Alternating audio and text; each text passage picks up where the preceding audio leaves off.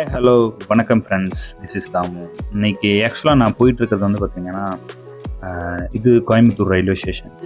Because இந்த railway station வந்து எனக்கு நிறையா விதமான ஜேர்னிஸ் நான் ஸ்டார்ட் பண்ணல. இது ஒரு இடம் நான் சொல்லணும்.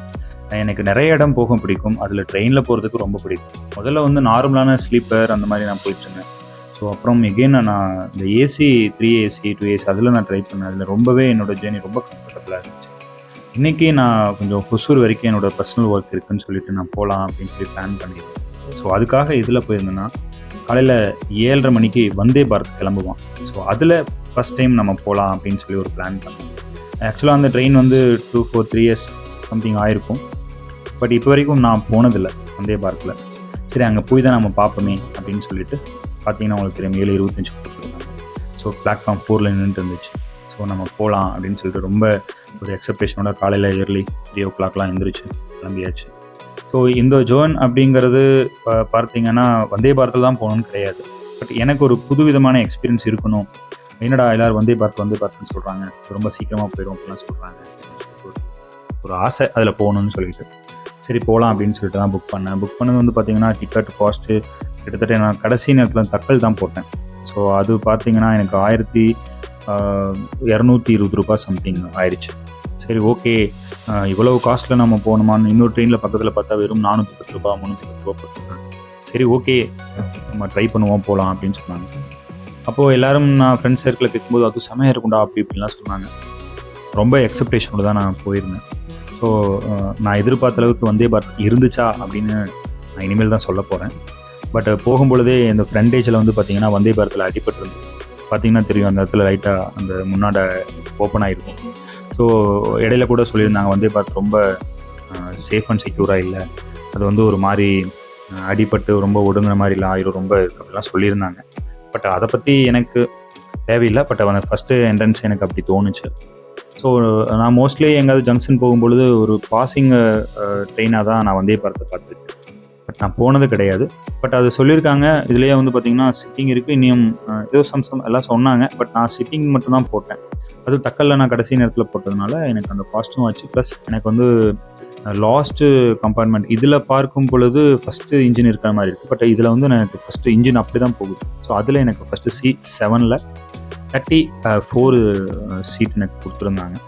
சரி, ஓகே அப்படின்னு சொல்லிட்டு கிட்டத்தட்ட ஒரு 7 பெட்டியை கடந்து நான் அப்படியே ட்ராவலில் போயிட்டே இருந்தேன்.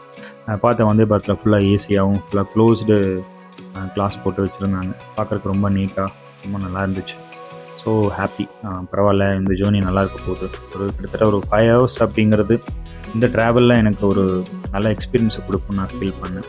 ஓகே அப்படின்னு சொல்லிட்டு ஜஸ்ட்டு போனேன். ஆனால் எனக்கு என்ன ஒரு ஆச்சரியம்னா மார்னிங் டைமில் கோயம்புத்தூரில் இவ்வளோ பேர் இந்த ட்ரெயினில் ப்ளஸ் இதெல்லாம் போயிட்டுருக்காங்கிறது எனக்கு ரொம்ப ஒரு யூனிக்காகவும் ஆச்சரியமாக இருந்துச்சு. பரவாயில்ல, நம்ம கோயம்புத்தூரில் இவ்வளோ விஷயங்கள் நடந்துட்டுருக்கு அப்படின்ட்டு. ஏன்னா நான் ரொம்ப அவசரத்தில் தான் வருவேன். பட் இன்றைக்கி 7:30 மணிக்கு ட்ரெயின், நான் கிட்டத்தட்ட 7 மணிக்கே வந்துட்டேன். ஏன்னா எப்படி இருக்கும் என்ன சுச்சுவேஷன் தெரியல. மற்ற ட்ரெயின்னா எனக்கு ஒரு ஐடியா இருக்கும். பட் இந்த ட்ரெயினில் எனக்கு பெருசாக ஐடியா இல்லை. உதய் எக்ஸ்பிரஸில் சம்டைம்ஸ் நான் போயிருக்கேன். பட் அது இதுக்கு முன்னாடி தான் கிளம்பி போகும். அதுக்கப்புறம் இது பின்னாண்ட வரும். பெரிய வித்தியாசம் இருக்காது. பட் அதோட காஸ்ட்டு கம்மியாக இருக்கும், இது காஸ்ட் அதிகமாக இருக்கும். ஸோ அதை பேஸ் பண்ணி தான் இருக்கும். அப்புறம் அப்படியே வரும் பொழுது நம்ம அந்த ட்ரெயின் ஃபுல்லாமே நம்ம கவர் பண்ணலாம் அப்படின்னு சொல்லிட்டு தான் நான் கவர் பண்ணேன். அடிக்கும் தலைக்கும், அதாவது இந்த ட்ரெயினை ஃபுல்லாமே எடுத்துக்கிட்டால் எல்லாமே ஏசி தான் அப்படிங்கிறது. நீங்கள் எல்லோரும் போயிருக்கலாம், இந்த சேனலில் பார்த்துட்டு இருக்க எல்லோரும் கூட கண்டிப்பாக அதில் போயிருக்கலாம். பட் எனக்கு அது எக்ஸ்பீரியன்ஸ் இல்லை. ஃபஸ்ட் டைம் என்னோடய எக்ஸ்பீரியன்ஸ் உங்கள்கிட்ட ஷேர் பண்ணணும் அப்படிங்கிறதுக்காக தான் இந்த வீடியோ நான் எடுத்தேன். ஸோ உள்ளே போனோடனே வந்து